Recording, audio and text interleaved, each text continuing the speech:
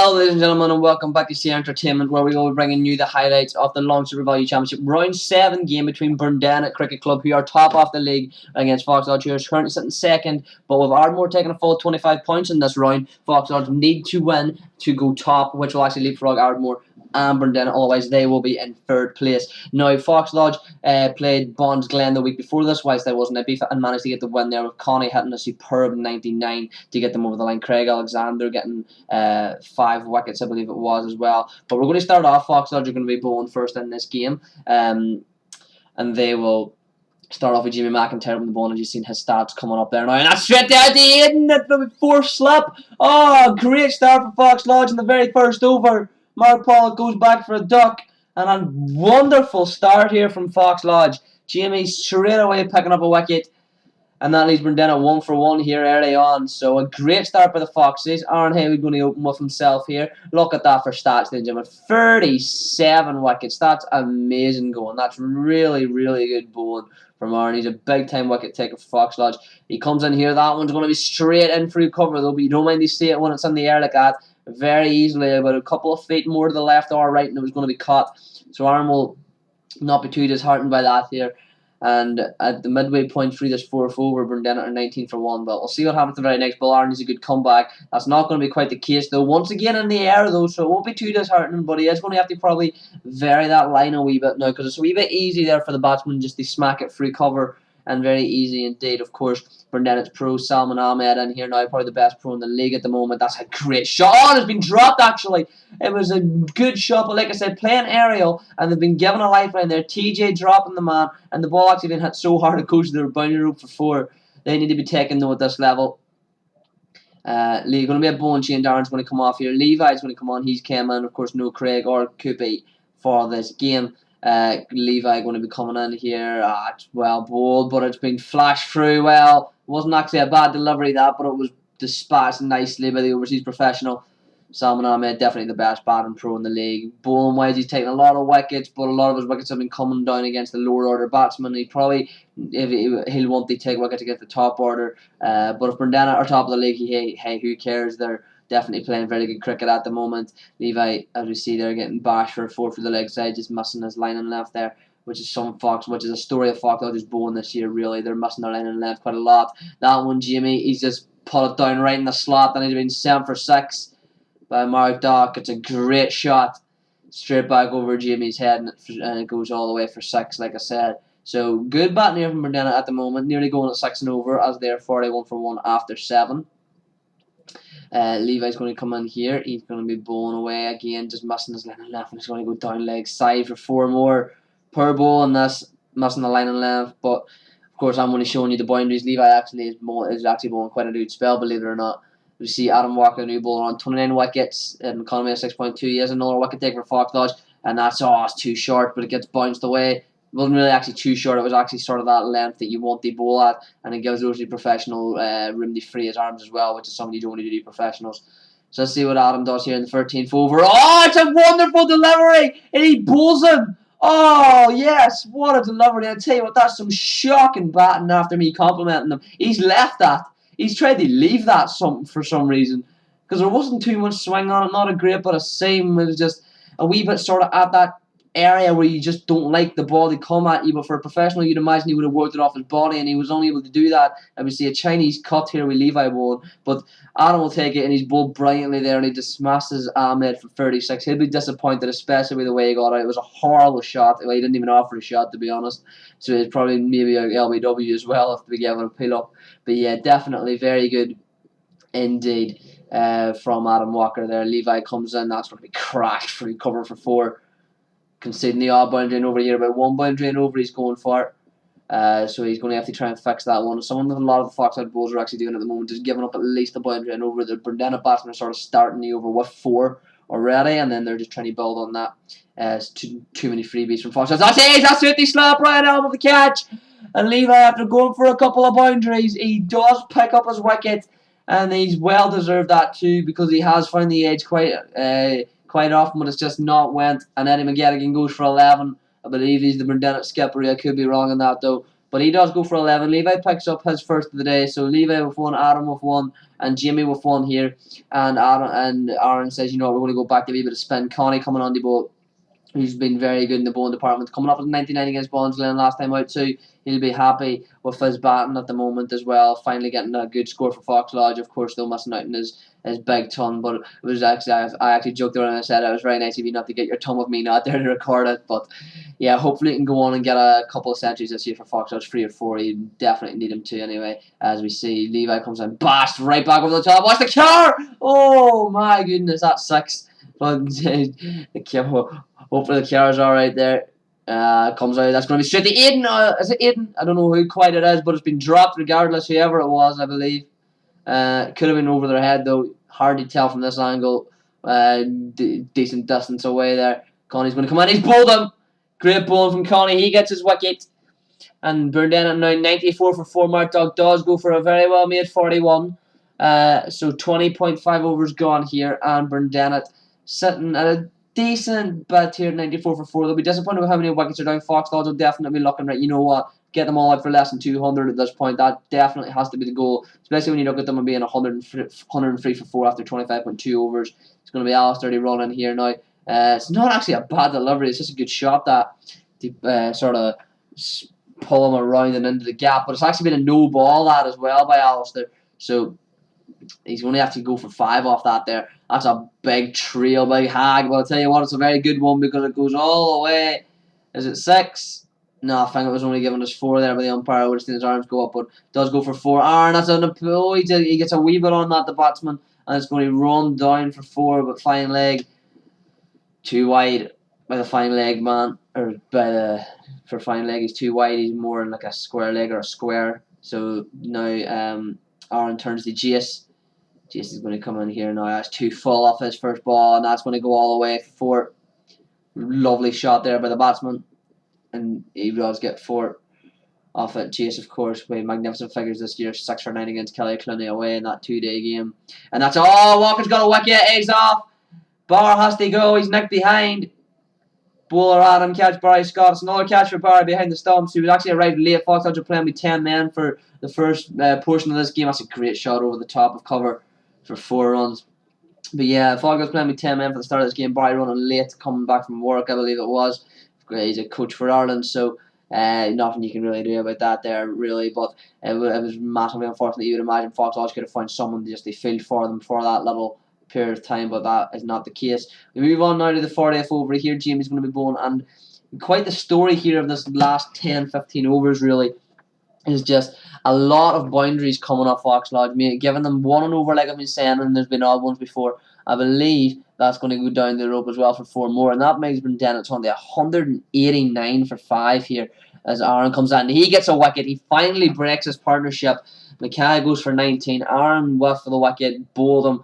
189 for 6 though. At one point when they were looking to get them all out for less than 200, now they'll be lucky if they get them all out for 230, I think, to be honest. Burndennett will definitely see it. If we can get 250, they'll definitely win this. Fox are struggling. They hit the 200 mark quite often this year. I believe that's going to be the 50 for Mark Rosen as well. He's batted very well today. I think he was dropped though. I can't remember off who, but I do believe he was dropped at some point. We're going to see Jamie continue to bowl 2. Mahaffey, he's going to be bowling that 2 wide, and that's going to be carved away for 4 through that offside. So a great shot. He's been down over the 200 mark. They're now 200 for 4 for 6. Connie bowls one, but he gets absolutely trailed to the leg side for 6. Not a great cricket shot, but it was effective. 6 runs to Burndennett, and yeah, 217 for 6, 45 overs. Adam the bowl now. That's a huge one. That's absolutely massive. It's long way back. Huge 6 there from Mahaffey. Adam, though, with a great reply, bowling the batsman. He has to go for 18. Damage was done, though. 223 for 7 with 4 overs left.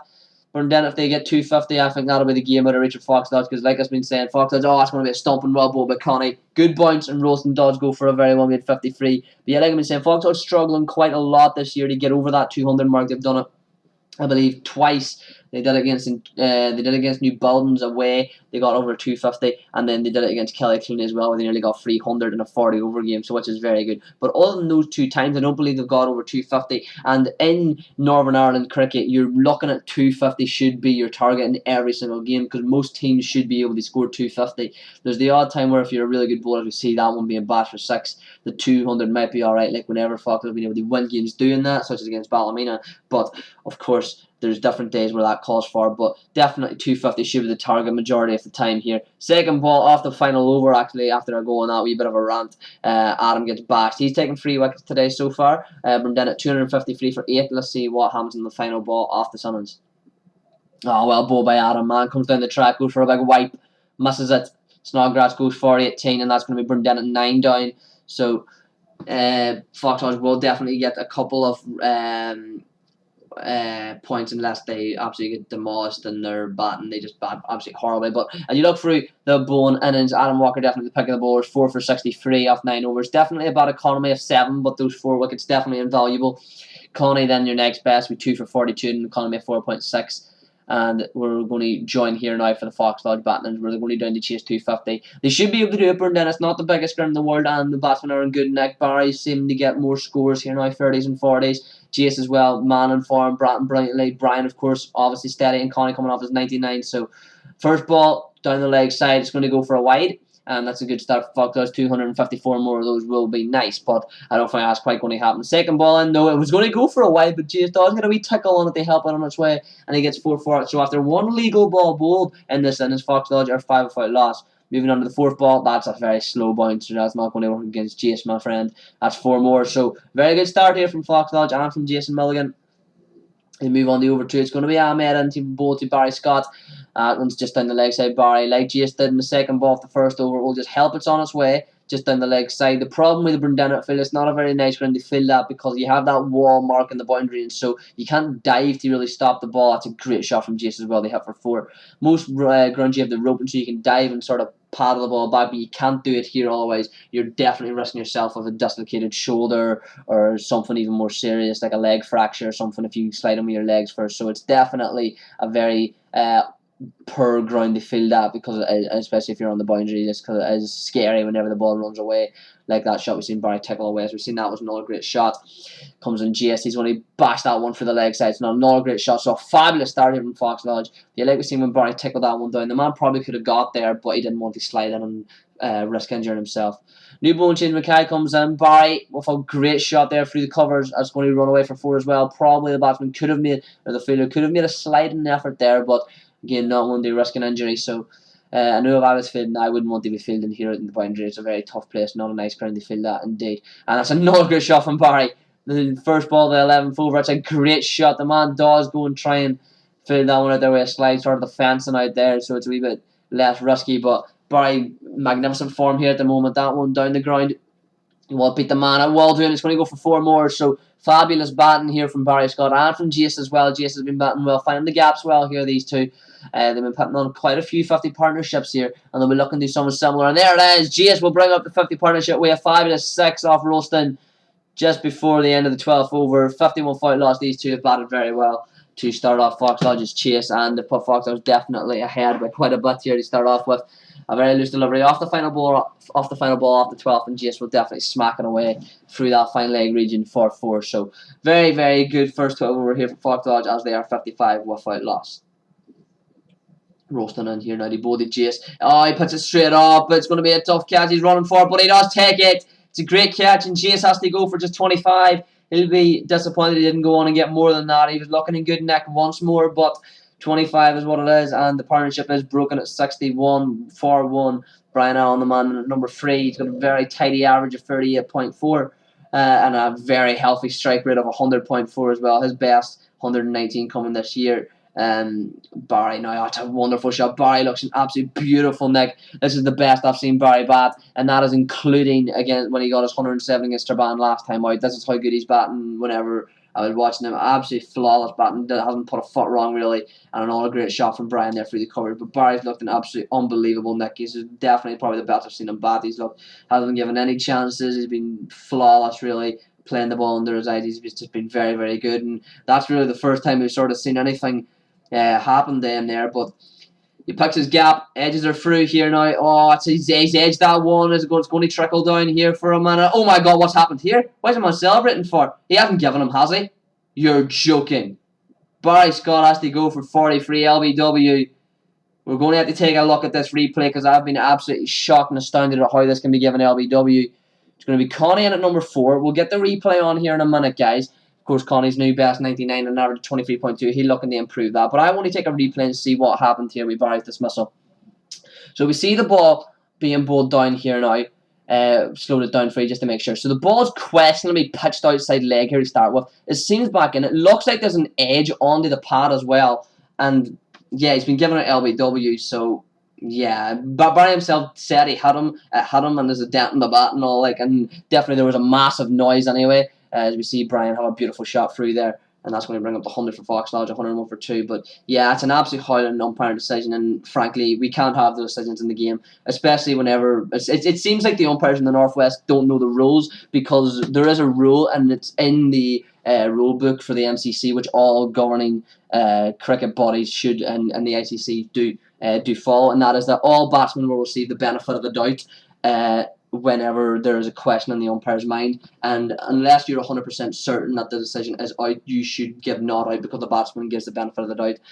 But as I'm speaking away and rambling about how horrible a decision that was, we see Foxtrot's moving on quite nicely here between Brian and Connie's partnership. It's now going to come in. Connie has plumb that time though, in fairness, and he has to go for 7. Another poor innings there from Connie. So it's 99. Let's hope it wasn't just a blip of good form. Hopefully he can get the good form rolling, and hopefully he can keep getting scores like that there. Hopefully today was just a blip with that 7. As Aiden's going to be the new man then at number 5. But yeah, back to the decision here as we see Brian. That's a lovely shot that's going to go all the way for 4. It's a beautiful shot. Yeah, by that decision, yeah, you can categorically say it was not out because it wasn't hitting the stumps regardless. It looks like there's an 85% chance as Aiden's edged that one, they slip, and he has to go. So another wicket down. He only has to depart for just 4 runs, so a poor innings there from Aiden again. He's been in quite poor form, to be honest with you. Mark Pollock with the wicket. But yeah, it looks like there's an 85-90% chance he's probably hit that, Barry. Of course, my angle isn't being the greatest as TJ comes in at number 6. There's probably a good 50% chance it's pitched outside leg as well. So yeah, the chances of giving that out is quite unbelievable if you ask me, but especially whenever Barry looked at me like the best touch he's been in since playing for Fox Lodge, and for me he looked like he was going to get a big score, possibly even 100, and if that cost Fox Lodge this game, there has to be serious questions asked of the umpires in the Northwest, because it's not just the first time it's happened this year either, it's about the 4th or 5th time it's happened. The Fox Lodge where an incorrect decision has been given. But what can you do? I'm not going to ramble anymore. An umpire has an unbelievably tough job. TJ hits that one straight down the ground. It's going to be a safe catch, and he has to go for 9. So wickets tumbling here now for Fox Lodge. 154 for 5. It's looking very unlikely they're going to chase this down, which is very unfortunate because of Barry's dismissal. But as long as Brian's at the crease, anything can happen. As Aaron sends Adam in to try and bash the way there. It's going to be Pollock in here. It's a good shot from Brian. He's going to get 4. But yeah, back to what I was saying. The umpires do have a very tough job, and they do deserve a wee bit of slack. But let's just rejoin here and see if Brian's approaching his 50.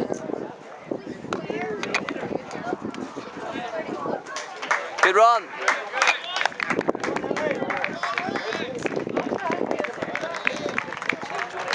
Over to Brian.